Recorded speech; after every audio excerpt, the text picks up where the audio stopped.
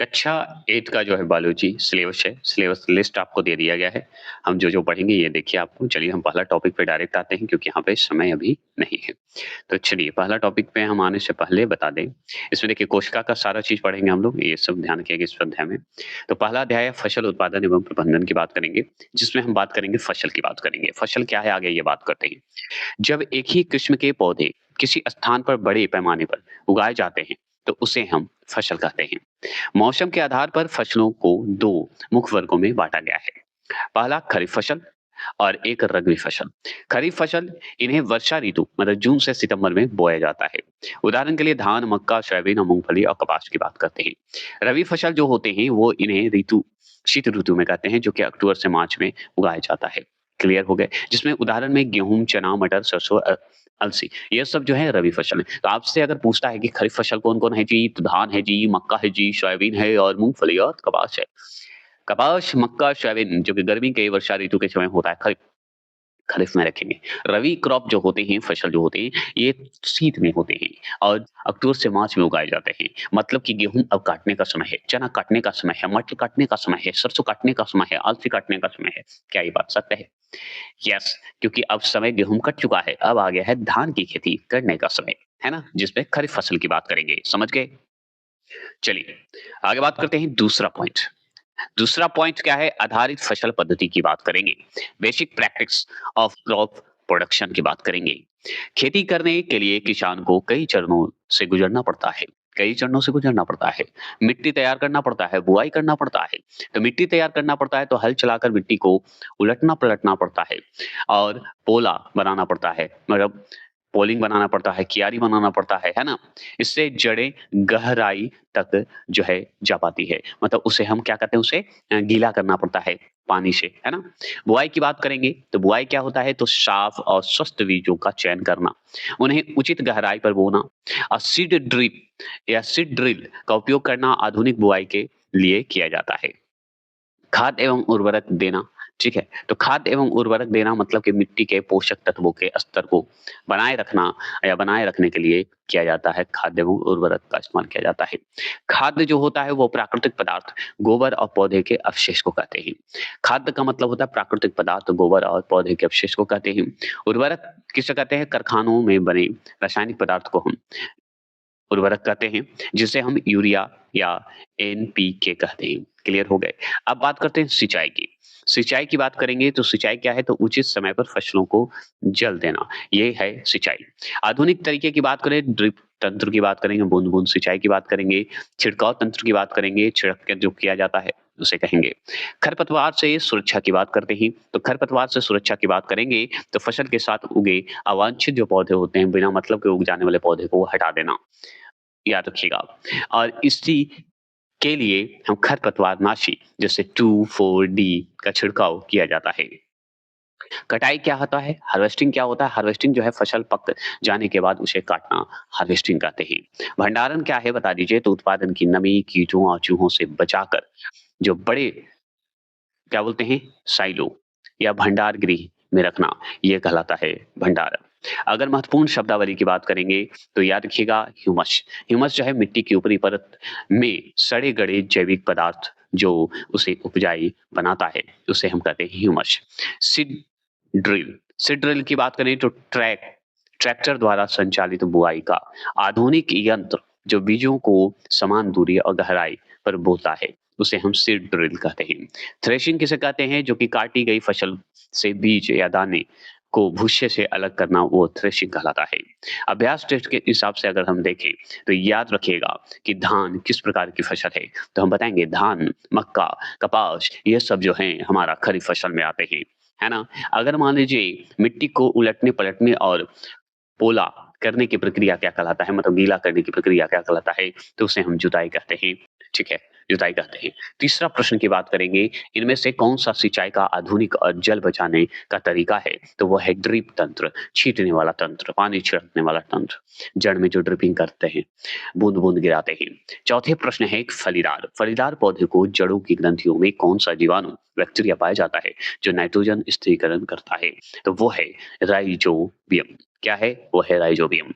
अगर मान लीजिए पूछते खरपतवार हटाने की प्रक्रिया को क्या कहते हैं? तो वो कहते हैं निराई कहते हैं, वीडिंग कहते हैं। आगे चलेंगे और अध्याय 2 आ चुके हैं हम लोग सूक्ष्मजीव, जो कि हमारा मित्र भी है और शत्रु भी है। अध्याय 2 पढ़ेंगे। सूक्ष्मजीव की बात करेंगे, माइक्रोनिज़्म की बात करेंगे। ठीक है? सूक्ष्मजीव, माइक्रो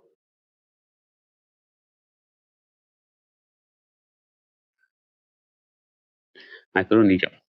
चलिए आगे चलते हैं। इस पे रुकने के बेकार हो गए। हमको लगा कि बाहर कुछ गाना हो रहा है इसलिए हम सोचे रुक गए।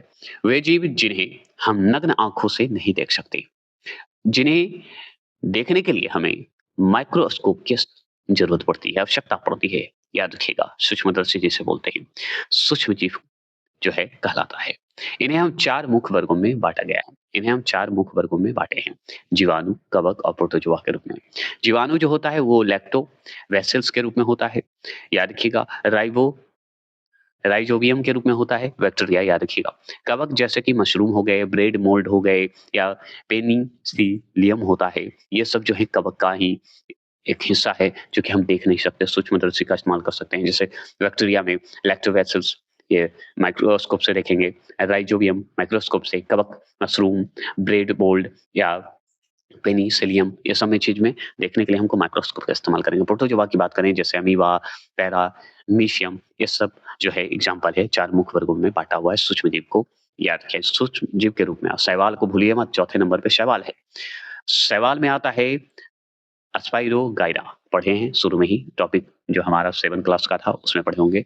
और एक और आता है जिसे हम क्लेमिडोमोनास बोलते हैं। क्लेमिडोमोनास बोलते हैं। क्लियर हो गए।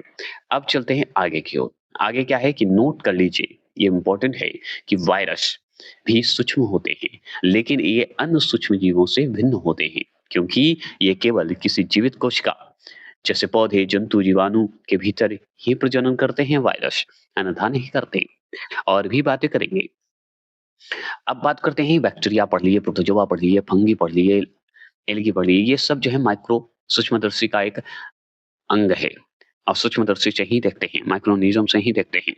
चलिए, बहुत मिनी स्मॉल बहुत छोटा है। चलिए, मित्रवत सूक्ष्मजीव जो होते हैं, वो चलिए जानते हैं फ्रेंडली, जो हमारा माइक्रोनिज़्म होता है, माइक्रो जो होता है। चलिए, देखिए सूक्ष्मजीव हमारे जीवन की कई उपयोगी भूमिका निभाते हैं। जैसे खाद्य सामग्री बनाने में हमारा सूक्ष्मजीव का बहुत अच्छी भूमिका है।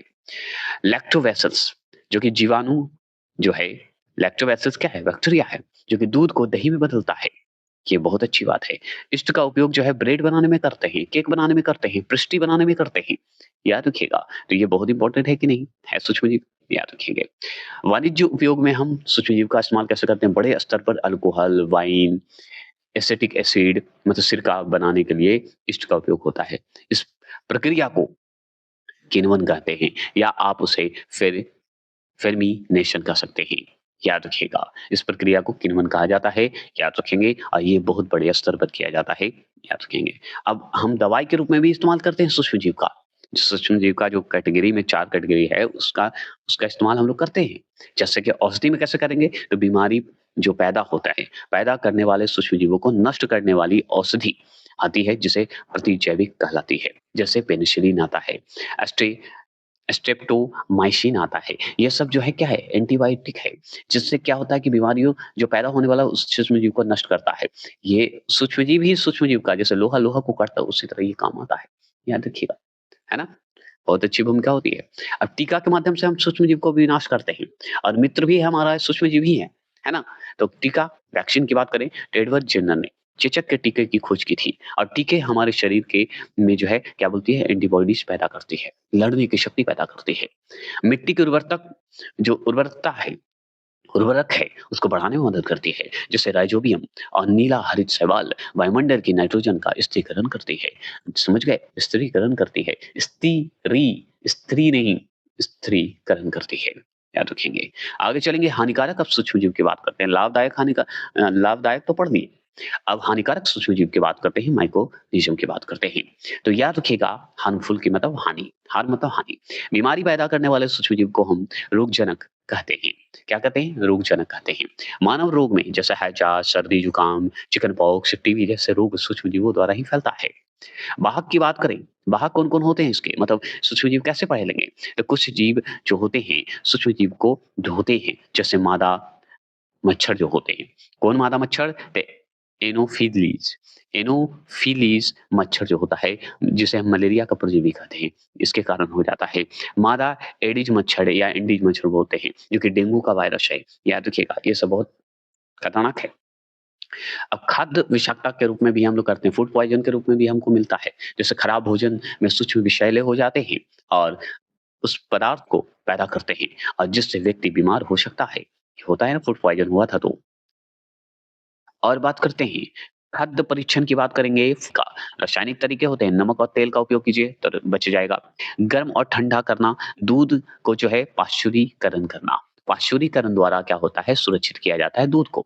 लुई पाश्चर द्वारा खोजी गई थी इस विधि को, इसलिए पाश्चुरीकरण कहते हैं। इसमें जो है दूध को 70 डिग्री सेल्सियस पर गर्म करके अचानक ठंडा किया जाता है, तो आपका दूध जो है खराब नहीं होगा, अच्छा है। पहला प्रश्न अभ्यास टेस्ट करेंगे। पहला प्रश्न है ईस्ट का उपयोग जो है किसके उत्पादन में किया जाता है? तो हम बताएंगे अल्कोहल के रूप में करते हैं, अल्कोहल में इस्तेमाल करते हैं। अगर कौन सा सूक्ष्म जीव जो है दूध को दही में परिवर्तित करता है तो वो है लैक्टोबैसिलस। ठीक है, वैसिल्स याद रखिएगा। अगर आपसे तीसरा प्रश्न पूछे मलेरिया फैलने वाले परजीवी का वाहक कौन है? तो मलेरिया परजीवी जो होते हैं उसके वाहक कौन है? तो हम बताएंगे मादा एनोफिलीज मच्छर है। मादा एनोफिलीज मच्छर को कहते हैं। मलेरिया फैलाने वाली परजीवी का वाहक कौन है? मादा एनोफिलीज मच्छर है। अगर मान लीजिए चौथे प्रश्न पूछे आपसे कि पेनिसिलिन नामक प्रतिजैविक की खोज किसने की थी, बता दीजिए। तो अलेक्जेंडर फ्लेमिंग ने की थी। बाहरी आवाजों को थोड़ा इग्नोर करना पड़ेगा क्योंकि बाहरी आवाज में जो है वो कहीं बड़ा जो बगल में है थोड़ा फंक्शन हो रहा है, इसलिए आवाज आ सकती है। वायुमंडलीय नाइट्रोजन की मिट्टी में स्थिरीकरण करने वाले जीवाणु का नाम क्या है, बता दीजिए। तो उसे हम राइजोबियम बोलते हैं। उसे हम क्या बोलते हैं? राइजोबियम बोलते हैं। अगर मान लीजिए अध्याय तीसरे की बात करें, अध्याय कोशिका की बात कर रहे हैं, संरचना और प्रकार की बात करें तो कोशिका का कार्य क्या है? तो बताएंगे कोशिका सजीवों की संरचनात्मक एक कार्यात्मक इकाई है, याद रखना है। अगर बात करें खोज, खोज की बात करें कोशिका का, तो कोशिका का खोज है सर्वप्रथम रॉबर्ट हुक ने 1665 में साधारण सूक्ष्मदर्शी की सहायता से कॉर्क के क्या बोलते हैं स्लाइस स्लाइस में कोशिका को देखा था, याद रखना है। अगर पूछे कोशिका के सिद्धांत क्या होते हैं, तो कोशिका के सिद्धांत सभी सजीव कोशिकाओं से बने होते हैं और नए कोशिकाएं पहले से मौजूद कोशिकाओं में से जो है पैदा होता है। जीवों में विविधता की बात करेंगे तो एक कोशिका की बात करेंगे तो वे जीव जिनका शरीर केवल एक कोशिका से बना होता है तो उसे एक कोशिका कहते हैं। उदाहरण में अमीबा को ले लीजिए, पैरामीशियम को ले लीजिए और जीवाणु को ले सकते हैं। बहुकोशिका की बात करेंगे तो वे जीव जिनका शरीर लाखों करोड़ों कोशिकाओं से बना होता है, जैसे उदाहरण में मनुष्य, पेड़ और जंतु की बात करेंगे। आकार में बात करें तो कोशिका जो होता है गोलाकार, चपटी और लंबी होती है, जैसे तंत्रिका कोशिका हो सकती है। कोशिका के मुख्य भाग जो होते हैं उसे मुख्य रूप से कोशिका के 3 भाग होते हैं, जिसमें कोशिका झिल्ली और या कोशिका का बाहरी आवरण होते हैं जो पदार्थ के आने जाने पर नियंत्रित करते हैं। अब होता है उसे हम कोशिका झिल्ली कहते हैं। कोशिका द्रव होता है साइटोप्लाज्म। साइटोप्लाज्मा जो होता है वो होता है झिल्ली और केंद्रक के बीच का जो जेली जैसा पैदा करता है, लिक्विड जैसा पैदा करता है, याद रखिएगा। जहां अन्य कोशिकाएं पाई जाती है उसे हम कोशिका द्रव बोलते हैं, साइटोप्लाज्म बोलते हैं। सेल मेम्ब्रेन पढ़ लिए, झिल्ली पढ़ लिए, लिक्विड के बारे में पढ़ लिए, साइटोप्लाज्मा के बारे में पढ़ लिए। अब हम केंद्रक के बारे में पढ़ेंगे, न्यूक्लियस के बारे में, मतलब न्यूक्लियस के बारे में पढ़ेंगे। यह जो केंद्रक है यह कोशिका का नियंत्रण केंद्र है, कंट्रोल सेंटर है। ठीक है, इसमें जो है धागे जैसी संरचनाएं होती है जिसमें गुणसूत्र क्रोमोसोम कहते हैं। क्या कहते हैं? क्रोमोसोम कहते हैं, जो कि जीन मतलब जेनेटिक वाला जो है अनुवांशिक जीन्स को ढोता है, याद रखिएगा। अब विशेष कोशिकांग की बात करेंगे। ठीक है, तो विशेष कोशिकांग की अगर हम बात करते हैं तो माइटोकॉन्ड्रिया की बात करेंगे। माइटोकॉन्ड्रिया जो होता है इसे कोशिका का शक्ति गृह कहते हैं। क्या कहते हैं? अब देखते हैं रिक्तिका की बात करते हैं।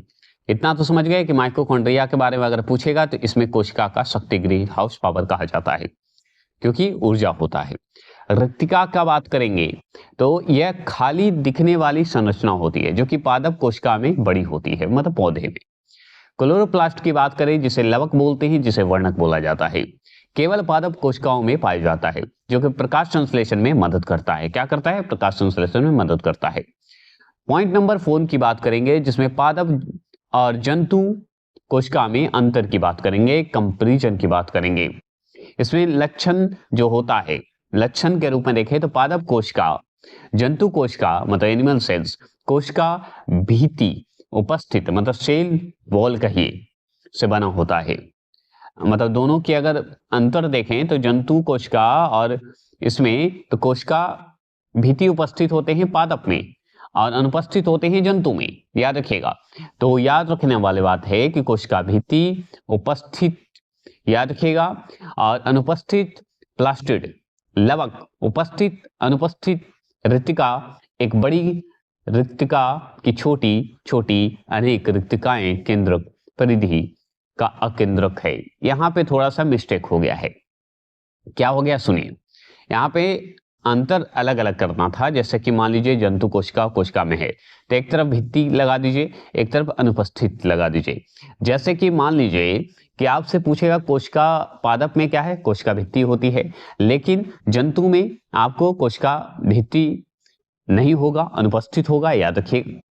इसी तरह बटा हुआ है, प्लास्टिड या लवक उपस्थित होते हैं आपको पादप में और आपको कोशिका जंतु में आपका नहीं मिलेगा, याद रखिए। लक्षण अलग अलग हैं। रिक्तिकाएं छोटी छोटी होती है और अन्य रिक्तिकाएं जो है केंद्रक परिधि के रूप में या किनारे में या किनारे की ओर केंद्र में होती है। तो इस तरह से आपको इस चीज को आप छोड़ दीजिए, बस इतना ध्यान रखिए कि सेल वॉल जो है दोनों में अंतर अगर आपसे पूछेगा तो याद रखिएगा पादप में कोशिका भित्ति होती है और इसमें कोशिका भित्ति नहीं होती है। क्लियर हो गए? और प्लास्टिड और लवक भी हमारे पादप कोशिका में होते हैं, याद रखने वाली बात है पौधे में। अब इससे प्रश्न क्लियर करते हैं। कोशिका की खोज जो है सर्वप्रथम किसने की थी, बता दीजिए। तो हम बताएंगे रॉबर्ट हुक ने की थी। कब की थी बता दीजिए, हम जानना चाहते हैं। और बात करते हैं कोशिका का शक्ति गृह अगर पूछे पावर हाउस किसे कहते हैं तो हम जानते हैं माइटोकॉन्ड्रिया को कहते हैं। माइटोकॉन्ड्रिया बोलिए, माइटोकॉन्ड्रिया बोलिए। प्रश्न नंबर 3 है कि कोश इनमें से कौन सी संरचना जो है केवल पादप मतलब पौधे कोशिका में पाई जाती है। तो अभी जस्ट हम पढ़े कोशिका भित्ति पाई जाती है, सेल वॉल पाई जाती है, ठीक है। और बात करें कि आपसे पूछे चौथे प्रश्न की बात करेंगे, केंद्रक में धागे जैसी संरचना जो आनुवांशिक गुणों को ले जाती है क्या कहलाती है? तो गुणसूत्र कहलाती है, क्रोमोसोम कहलाती है, ये आप जानते हैं। अमीबा किस प्रकार की जीव है बता दीजिए। तो अमीबा जो है एक कोशिकीय जीव होता है, ये आप जानते हैं। और बहुकोशिकाएं जो है हम जैसे मनुष्य में हैं, जंतु में हैं, याद रखिएगा। पौधे में भी आपको मिलेगा, पौधे में अलग अलग प्रकार के। अब चौथे अध्याय है जंतुओं के जनन की बात करेंगे। और जनन की बात कर रहे हैं मतलब प्रजनन कहिए। जनन वह जैविक प्रक्रिया है जिसके द्वारा जीव अपने जैसे नए जीव उत्पन्न करते हैं। जनन का 2 मुख्य विधियां हैं। लैंगिक जनन, याद रखिएगा, इनमें नर और मादा दोनों की आवश्यकता होती है। इनमें जो है नर युगम और मादा युगम मतलब पुरुष और स्त्री का संगम का मेल होता है लैंगिक जनन में। नर जनन अंग जो होते हैं इसमें एक जोड़ी वृषण होता है, टेस्टेट होता है, टेस्ट, याद रखिएगा। 2 शुक्र वाहिनी होता है और एक श्रीन मतलब श्रीन होते हैं, मतलब कि वृषण जैसे शुक्राणु जैसे स्पर्म उत्पन्न होते हैं, याद रखने वाली बात है। मादा जनन अंग में एक जोड़ी जो है अंडाशय होता है, ओवरी जिसे बोलते हैं। अंडा वाहिनी होता है, याद रखिएगा। गर्भाशय होते हैं, याद रखना है। और अंडाशय जो होता है अंडाणु उत्पन्न करते हैं, यह हम बात जानते हैं। निषेचन की बात करें, फर्टिलाइजेशन की बात करते हैं, निषेचन की बात करें तो शुक्राणु और अंडाणु के संलयन को निषेचन कहते हैं।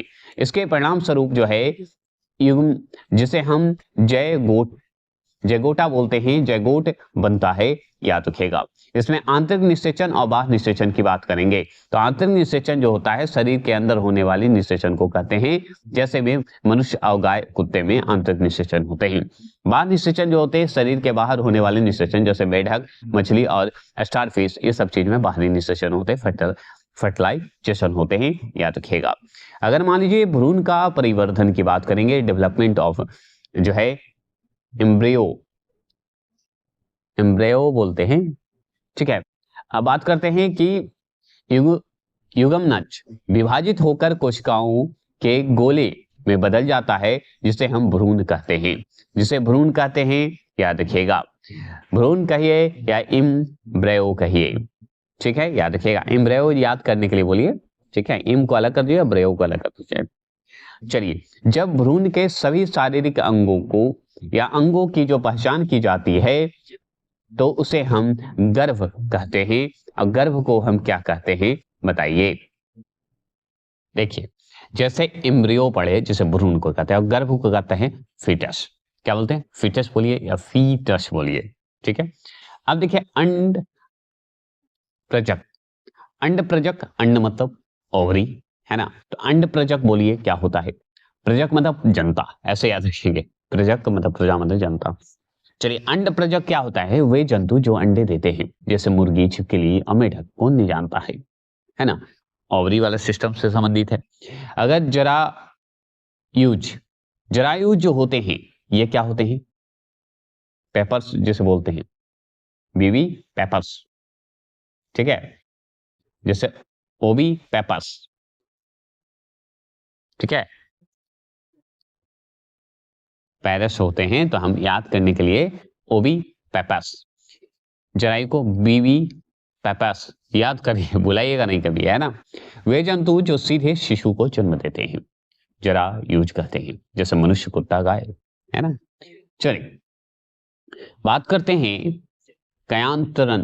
कयांतरण की बात करेंगे। कयांतरण होता है मेटामोरफोसिस।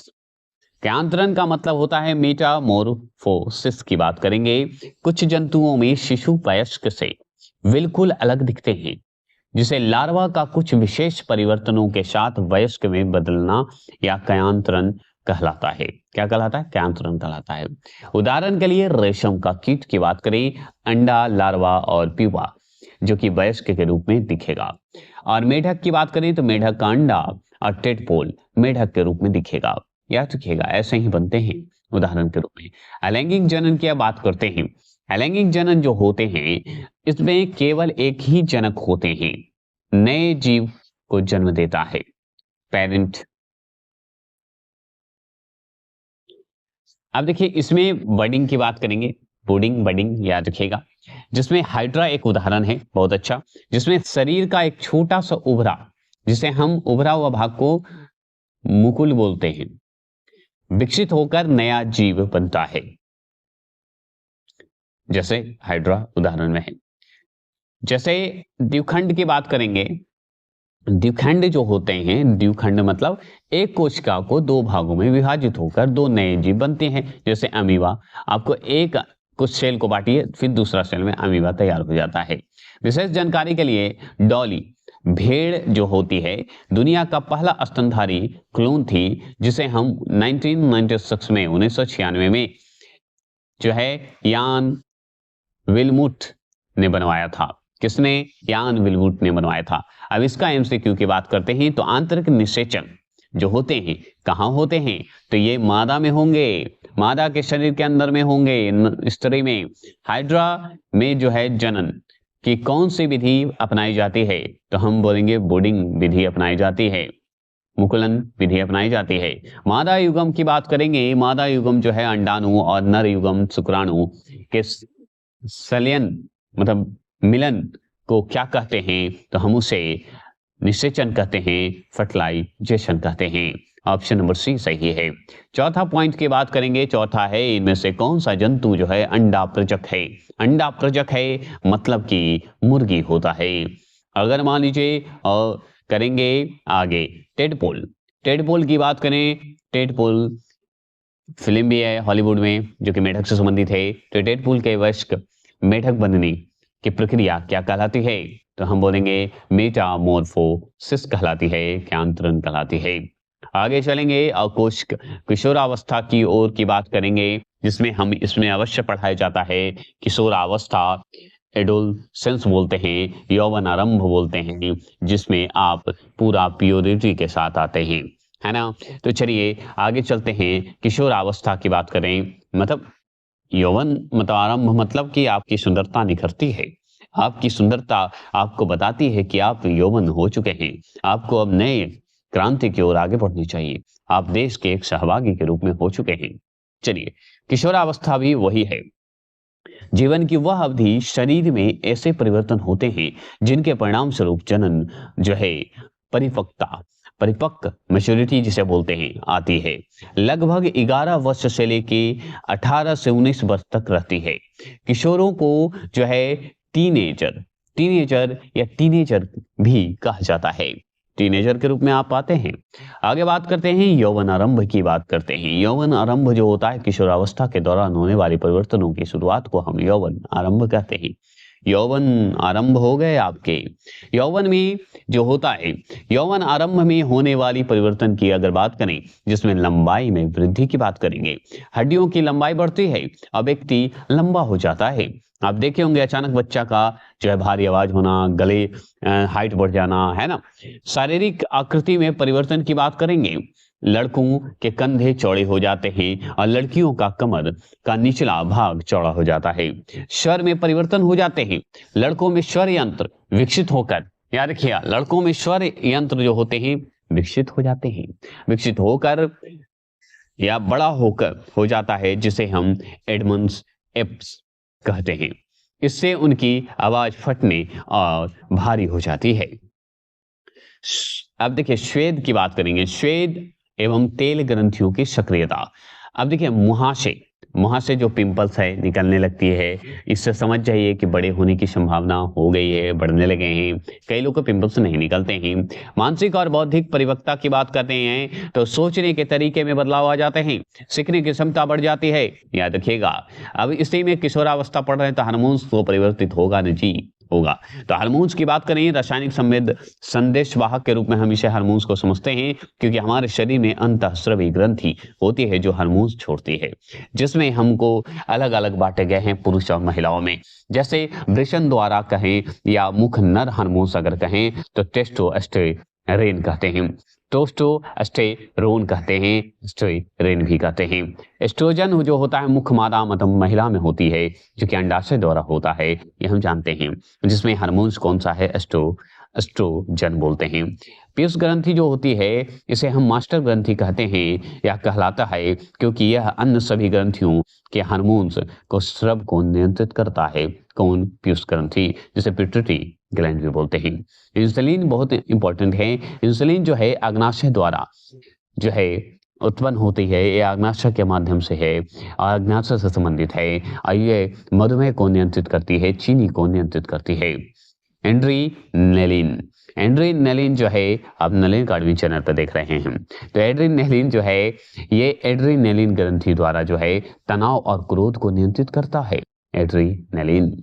और थायरोक्सिन थायराइड ग्रंथि द्वारा जो है कमी से घेंघा रोग होता है, याद रखिएगा, थायरोक्सिन। अब बात करते हैं प्रजनन काल और स्वास्थ्य की बात करते हैं।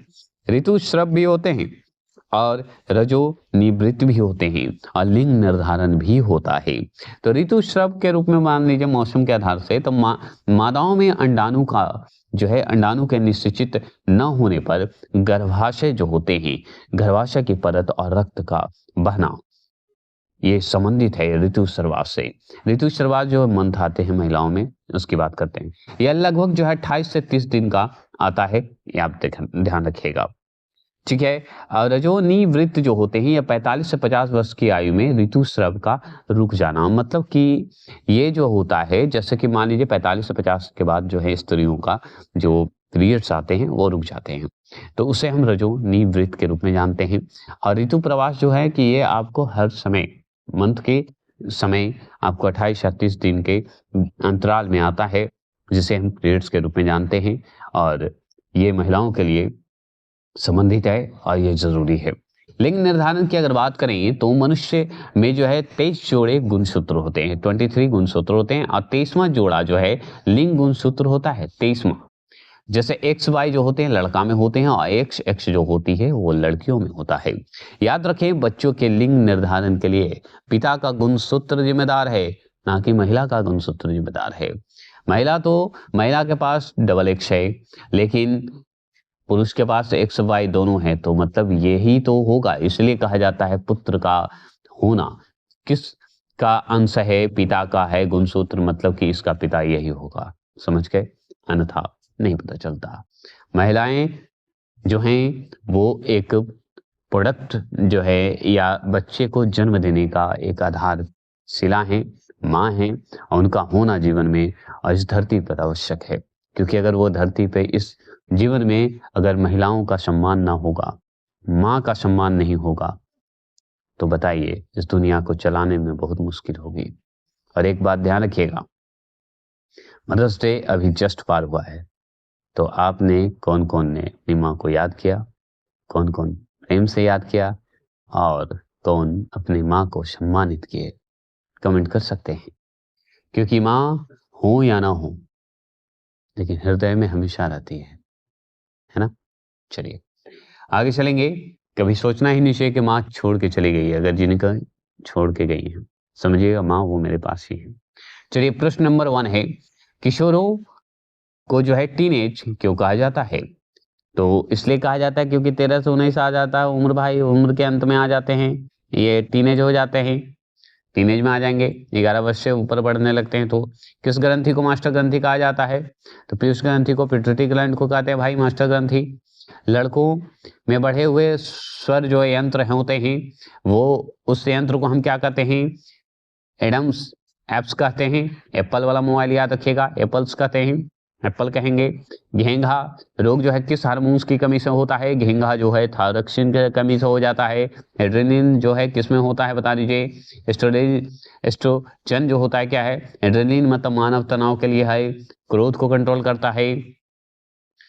आगे बात करते हैं, 5वां प्रश्न है, मनुष्य की कोशिका के केंद्रक में कितने जोड़े गुणसूत्र होते हैं भाई? तो 23 जोड़े होते हैं पुरुष में, और पुरुष में एक्स वाई होता है गुणसूत्र, और महिला में एक्स एक्स होता है जी। और याद रखिए टोटल 46 गुणसूत्र होते हैं जी। और बात करते हैं, अगर मान लीजिए पिता कौन होगा, जो लिंग निर्धारण होता है पिता के अनुसार होता है जी, ऐसे याद कर लेंगे। अब चलिए जीव विज्ञान के जो 35 में मॉक टेस्ट करवाता हूं, अंत में वो करवाऊंगा और फटाफट करूंगा। अब बताइए कि रबी फसल किस ऋतु में होगा? तो शीत ऋतु में होता है, कौन नहीं जानता है? ग्रीष्म ऋतु में खरीफ फसल होते हैं जी, मतलब वर्षा ऋतु में, याद रखिएगा। मिट्टी को लटने पलटने और पोल मतलब गीला करने की प्रक्रिया को क्या कहते हैं? जुताई कहते हैं, है ना। आगे बात करते हैं, इनमें से कौन सा सिंचाई का आधुनिक तरीका है जिससे या जिसमें पानी की बर्बादी सबसे कम होती है? तो हम बताएंगे ड्रिप तंत्र द्वारा पानी की बर्बादी कम होती है। और खरपतवार हटाने या निराई जिसे बोलते हैं के लिए किस कृषि यंत्र का उपयोग किया जाता है? तो हम बताएंगे हम सीड ट्रिप का इस्तेमाल करेंगे, या केल्ट का, या खुरपी या हैरो का इस्तेमाल करेंगे? बताइए, बताएंगे, हम जानना चाहते हैं आपसे, बताइए। चौथे प्रश्न का जवाब दीजिए बी, खुरपी और हैरो का इस्तेमाल करते हैं। चलिए आगे चलेंगे। नाइट्रोजन स्थिरीकरण करने वाले जीवाणु जो होता है, बैक्टीरिया जो होता है, जिसे राइजोबियम बोलते हैं, कहाँ पाया जाता है? तो फलीदार पौधे के जड़ों की ग्रंथियों में पाया जाएगा। और कहाँ पाया जाएगा, है ना। अब चलते हैं, पेनिसिलिन नामक प्रतिजैविक की बात करते हैं की खोज किसने की थी? एंटीबायोटिक की खोज किसने की थी बता दीजिए? तो फ्लेमिंग का नाम आता है, अलेक्जेंडर फ्लेमिंग का नाम आएगा। 7वें प्रश्न की बात करेंगे। 7वां प्रश्न है, दूध से दही को बदलने वाले सूक्ष्मजीव का नाम बताइए? तो लैक्टोबैसिलस बता देंगे। अगर मान लीजिए 8वें प्रश्न पूछे डेंगू वायरस का वाहक कौन है? तो डेंगू वायरस का वाहक जो होता है एंडीज मच्छर होता है, ये मलेरिया का होता है, याद रखिएगा। ठीक है, क्लियर हो गए, कोई दिक्कत तो नहीं। पाश्चुरीकरण प्रक्रिया की खोज किसने की थी? पाश्चुरीकरण प्रक्रिया की खोज करने वाला और कोई नहीं, एडवर्ड जो है जर्नल का नाम आता है। क्या ये बात सत्य है? नहीं। पाश्चुरीकरण लुई पाश्चर, है ना, ये हम जस्ट पढ़े थे। ब्रेड और इडली के फुलाने का कारण क्या है? इडली इष्ट कोशिका की वृद्धि के कारण होता है, CO2 उत्पादन होने के कारण होता है, याद रखिएगा। 10वें प्रश्न का जवाब सी। और चलिए आगे सवाल है कोशिका से। कोशिका की खोज सर्वप्रथम 1665 में किसने की थी? तो रॉबर्ट हुक ने की थी। और क्या की थी, है ना। चलिए आगे चलेंगे। कोशिका का शक्ति गृह पावर हाउस किसे कहते हैं? माइटोकॉन्ड्रिया को कहते हैं। बहुत इजी सवाल है। अब बताइए पादप कोशिका, पादप मतलब पौधा में जंतु कोशिका से अलग कौन सी संरचना करती है? तो कोशिका भित्ति करती है, सेल वॉल करती है। और क्या। चलिए आगे बात करते हैं सजीवों में आनुवांशिक गुणों का वाहक कौन है भाई? जीन, गुणसूत्र, याद रखिएगा क्रोमोसोम, है ना। चलिए क्लोरोप्लास्ट हरित लवक, याद रखिएगा वर्णक हरित लवक, याद रखिएगा लवक जिसे बोलते हैं, किस में पाया जाता है? तो पादप कोशिका में पाया जाता है। और किस में पाया जाएगा जी? बता दीजिए, क्या दोनों में पाया जाएगा? कमेंट कीजिए। 15वां प्रश्न का जवाब दीजिए। नहीं, पादप में पाया जाएगा। चलिए अमीबा में जनन की विधि कौन सी है? तो अमीबा में जनन विधि जो है कौन सी है बता दीजिए। तो हम मूलकन बोलेंगे। क्या ये बात सत्य है? कमेंट कीजिए, प्लीज कमेंट करेंगे। तो ऑप्शन नंबर बी ये गलत है। मूलगन तो हम वर्डिंग तो हम दूसरे में पढ़े थे, द्विखंड है अमीबा, है ना। चलिए 17वां प्रश्न आपके स्क्रीन पर है। मादा के शरीर के अंदर होने वाले निषेचन को क्या कहते हैं? तो मादा में होने वाले शरीर में जो है आंतरिक निषेचन कहते हैं। मादा मतलब महिला। टेडपोल का वयस्क, टेडपोल फिल्म है जिसमें मेढक का नाम याद रखेंगे। टेडपोल मेढक को कहते हैं। मेढक में बदलना क्या कहलाता है? तो हम बोलेंगे मेटामॉर्फोसिस कहलाएगा।